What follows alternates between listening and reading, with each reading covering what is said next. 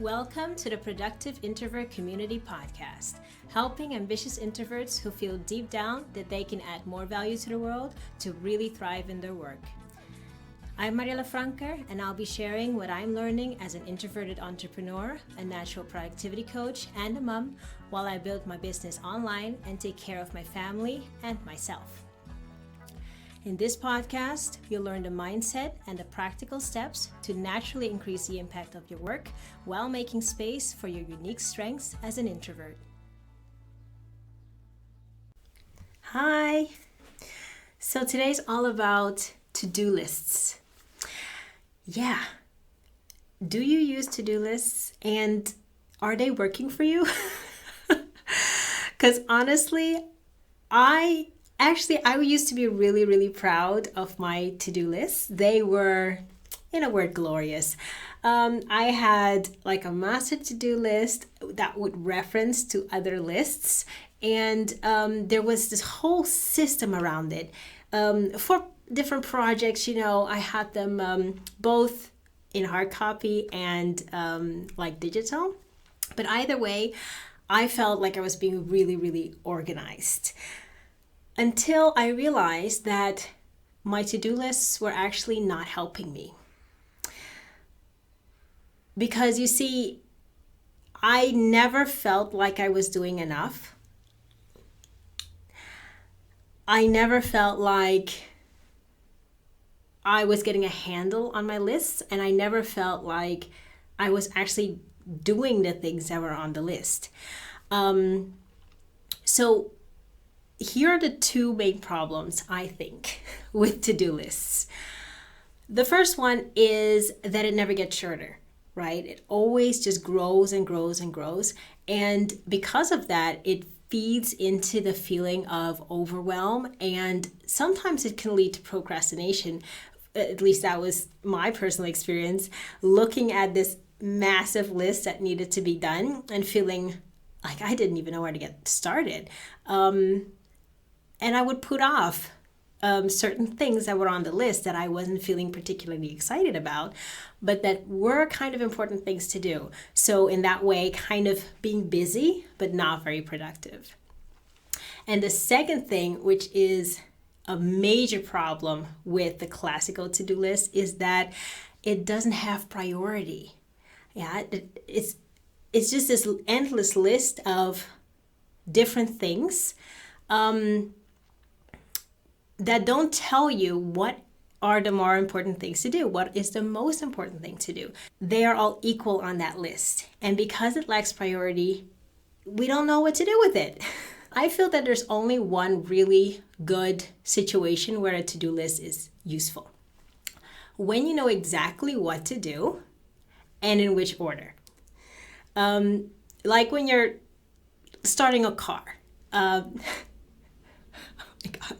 I don't know why I often use the analogy of driving a car. I really don't know why. I learned to drive stick like a long time ago, and I don't even own a car right now.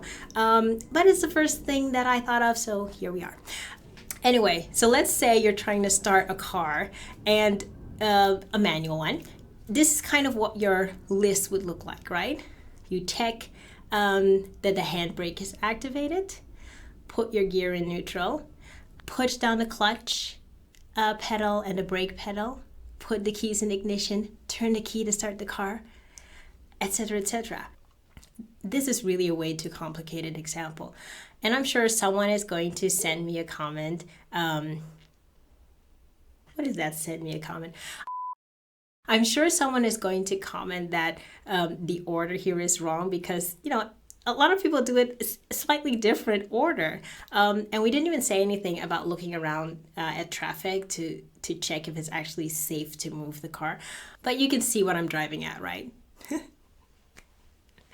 Pun intended. Anyways, a to-do list, in my opinion, works best when it's a set of simple instructions that you can just tick off one after the other. Or better yet, that anyone can tick off one after the other. More like a checklist.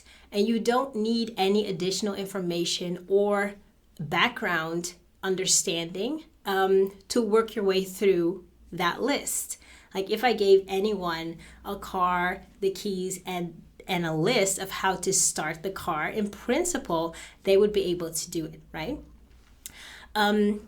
So essentially, I think that we're all using to-do lists wrong. Because how do we usually make a to-do list? We just throw everything on there that we want to do. Everything. Finish this project, call my client, everything. And we usually start at the top of the list and work our way down. So no priority, right? It's just a random collection of things that we want to achieve sometime in our life. But often when we start working on those tasks, we realize that we don't have all the information. Like finish this project. It's very vague. It's a very vague description of what needs to happen. Maybe there are things missing from the briefing, so you have to go and track that down. Or you get started on, okay, I need to make some graphics for this project. You get started on that, and you realize that the caption isn't ready, so you don't actually know what to put in the graphics. Or the other way around, depending on your process. If you start with the text or the graphic first. So as we're going through the list, every single one of those bullet points spawns 10 additional bullet points. And by the end of the day, your list is twice the size that it was before, and you feel like you've accomplished nothing. I used to think of productivity as getting more done in the day. But I've since come to realize that it's not about getting more done. It's about getting the most important things done. And I never ever use to-do lists anymore. Well, there are two ways that I use to-do lists, and I'll tell you about that at the end. But in my day-to-day, I don't use a to-do list. I'm going to tell you about a few things that I do instead and that you might be able to try too. So the first thing is to think of the things that you're doing, not from a task point of view, but from a project point of view, like an overarching goal or direction. Ask yourself, what's the one thing I could do today that would have the biggest impact on my overall goal? So this goal could be a project that you're working on. It could be your online visibility strategy, or something you're remodeling in your home. Anything that you're working on at the moment or that is taking up some of your attention.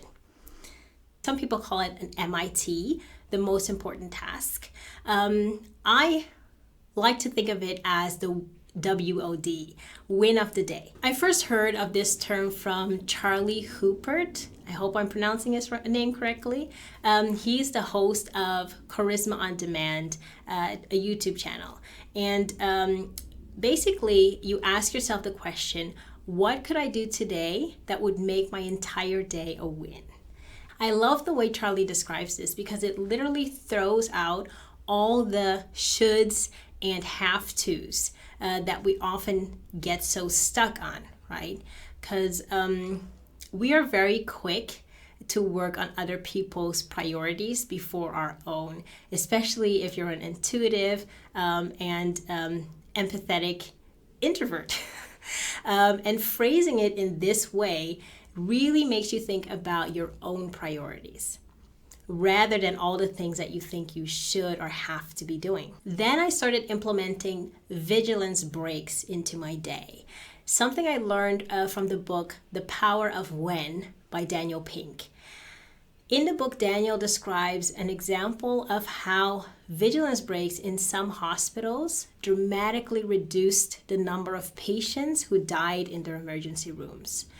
So vigilance breaks was basically, it's basically a short break that you take to reassess where you are and what you need for your next step. So in the hospital, they would obviously do this in teams. Now, for most of us, taking a break or not, it won't be a case of life or death, but it's a powerful reminder of the impact that a short break can actually have. Ever since I've had my own version of vigilance breaks and a win of the day practice, I haven't used a to-do list at all. And at the same time, my productivity has skyrocketed. I have a free training available that explains in more detail how I use this as a daily practice to go from feeling stressed to being focused in as little as 5 minutes a day. I'll link it in the description if you're interested. Okay, so Vigilance Breaks and a Win of the Day practice is great when you have mental space, right? And as you practice, you'll notice that it becomes easier to make it a part of your day. But what if you're feeling really, really overwhelmed right now, and you just can't find that calm that you need to think about what's your most important thing for that day?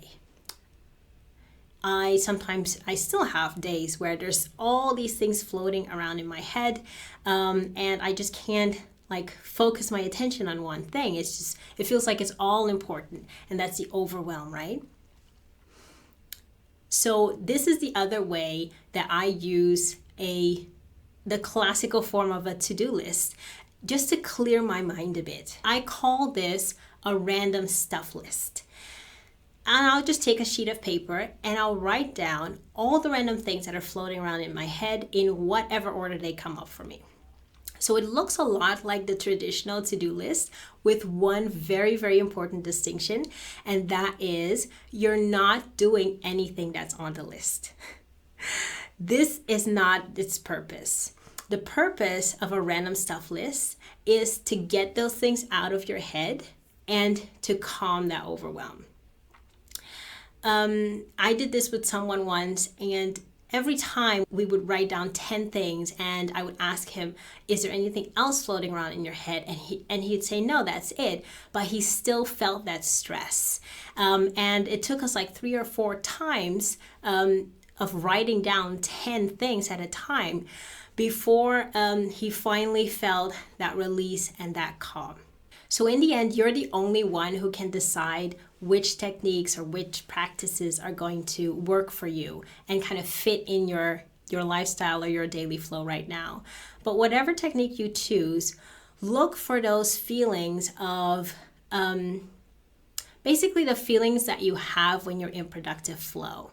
And people use different words to describe them. One of the words that comes up a lot is calm, that feeling of calm.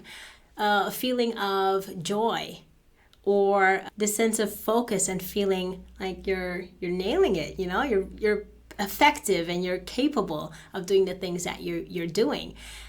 Those are the types of feelings that we have when we're in productive flow. So whatever technique you choose, see if it brings up those feelings for you, as opposed to those feelings of overwhelm and stress. So to sum up briefly, I was using to-do lists all wrong. And if you notice that to-do lists don't make you feel calm and in control, but they stress or overwhelm you, then maybe you are using them wrong too. I rarely use the word wrong because I don't really believe there is a right or wrong. But there are certain things that help us and certain things that hinder us. And if a to-do list turns out to be a hindrance, let's just say goodbye to that altogether and find other things that work better. If you really want to get things done, a most important task or win of the day practice is much more effective because it essentially ignores all the have-tos and the shoulds that are on your mind right now, and it immediately creates this priority, which is the main thing that we need to achieve our goals, and that a classical to-do list does not have. So if you want to know more about how I use the win of the day practice in my Vigilance Breaks, go to the link in the description and you can get that training for free. As always, have a wonderful flow today, and let's talk again next week. Thank you for listening to the Productive Introvert Community Podcast. If you're an introverted entrepreneur and you're ready to thrive in your own way, then connect with me on thefrankermessage.com/contact.